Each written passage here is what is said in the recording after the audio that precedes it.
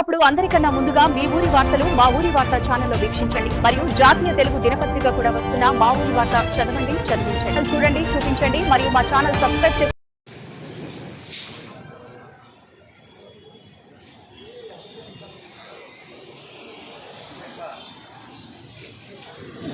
వెనకరా ఇక్కడ ముందు ఇక్కడ పట్టు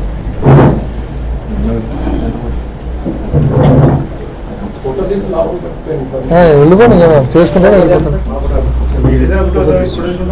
తీసుకున్నారా?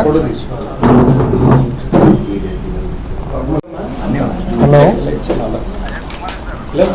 చెప్పండి. చిన్న పని మీద ఉన్నామండి. రూరల్ అందరికీ నమస్కారం.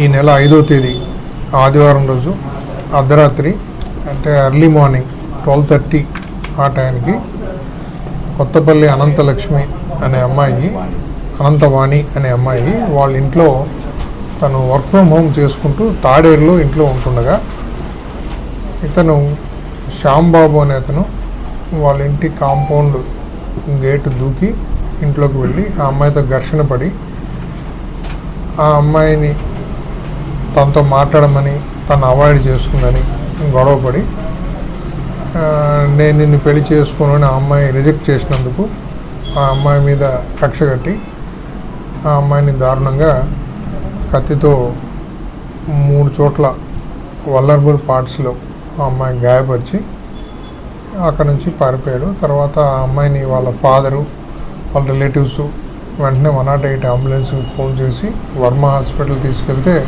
అక్కడికి వెళ్ళేసరికి ఆ అమ్మాయి చనిపోయిందని చెప్పారు.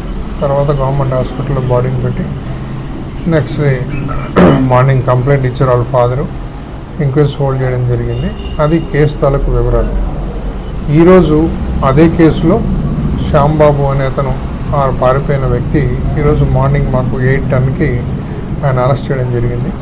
అరెస్ట్ చేయించినప్పుడు అతని కన్ఫెషన్ మేరకు అతను ఆ రోజు ఆ అమ్మాయిని పొడిచినటువంటి కత్తి, బ్లడ్ స్టెయిన్స్ ఉన్న కత్తి, తర్వాత ఆయన అప్పుడు వేసుకున్న డ్రెస్, షర్టు, ప్యాంట్ అవి కూడా బ్లడ్ స్టెయిన్స్ ఉన్నవి వాళ్ళ ఊర్లో పొరపాటులో వాడి ఇంట్లో ఆటోలో పెట్టేశానని చెప్పేసి ఆయన కన్ఫెస్ చేయడము, తీసుకెళ్తే చూపిస్తానని చెప్పగా మళ్ళీ మేము మీడియేటర్ సమక్షంలో వాళ్ళ ఇంటికి వెళ్తే అక్కడ కత్తి, తర్వాత అతను వేసుకున్న అప్పుడు హత్య చేసినప్పుడు ఆయన వాడినటువంటి దుస్తులు అన్నీ కూడా అక్కడే ఉన్నాయి.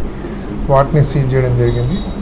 అక్కడ ఫింగర్ ప్రింట్ ఎక్స్పర్ట్ ఇన్స్పెక్టర్ గారు కూడా వచ్చి దాన్ని ఎగ్జామిన్ చేశారు. ఎందుకంటే సైంటిఫిక్ ఎవిడెన్స్ కోసం మేము ఎప్పుడు వాళ్ళ సపోర్ట్ తీసుకుంటాము. కొన్ని నేకెడ్ అయితే మాకు కనిపించినవి ఏమైనా ఉంటే వాళ్ళు దాన్ని సీజ్ చేస్తారు. సో వాళ్ళ సహకారంతో, అట్లాగే మా రూరల్ సిఏ గారు, తర్వాత పాలకోడేరు ఎస్ఐ గారు రవివర్మ, వీళ్ళందరి టీము యాక్టివ్గా దీంట్లో ఇన్వాల్వ్ అయ్యి అతని వేరే బోర్డ్స్ గురించి తెలుసుకుంటూ ఉంటే ఈరోజు మార్నింగ్ మాకు ఆయన 8:10కు మాకు దొరికారు.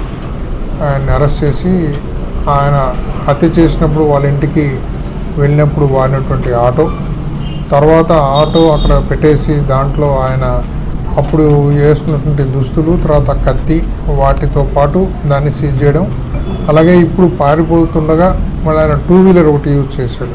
ఆ 2 వీలర్ కూడా మొత్తం అంటే ఒక ఆటో, 2 వీలరు, కత్తి, షర్టు, ప్యాంటు ఇవన్నీ కూడా ఆ కేసుకు సంబంధించిన ప్రాపర్టీగా సీజ్ చేసి ఇప్పుడు ఆయన కోర్టులో హాజరు పెట్టబోతున్నాం. అతనికి పిల్లలు ఉన్నారు. ఆ విషయం ఈ అమ్మాయికి తెలిసిన తర్వాత అతన్ని అవాయిడ్ చేయడం స్టార్ట్ చేసింది.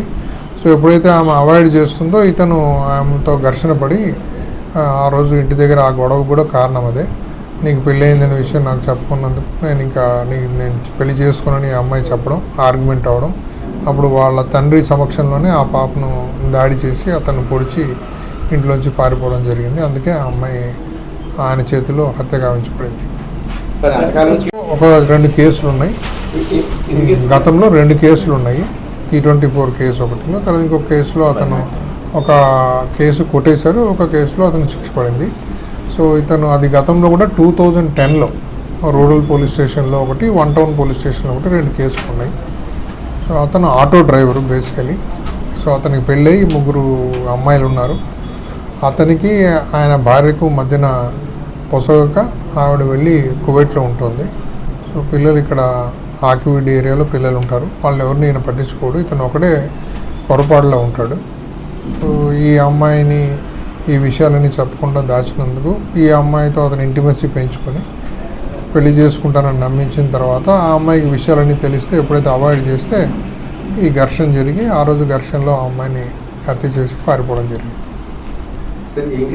గతంలో హైదరాబాద్లో తను పనిచేసింది కొంతకాలం, విప్రోలో ప్రజెంట్ పనిచేస్తుంది, వర్క్ ఫ్రమ్ హోమ్ ఇంటి నుంచే పనిచేస్తుంది, తాడేరులో ఇంట్లో ఉంటుంది.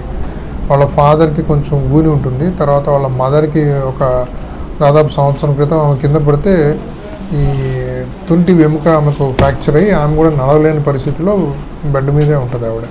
సో వాళ్ళిద్దరికి ఆమెకు అలా జరిగిన తర్వాత వాళ్ళిద్దరిని చూసుకుంటూ ఈ అమ్మాయి తాడేరులోనే ఉంటూ వర్క్ ఫ్రమ్ హోమ్ చేస్తూ ఉంటుంది.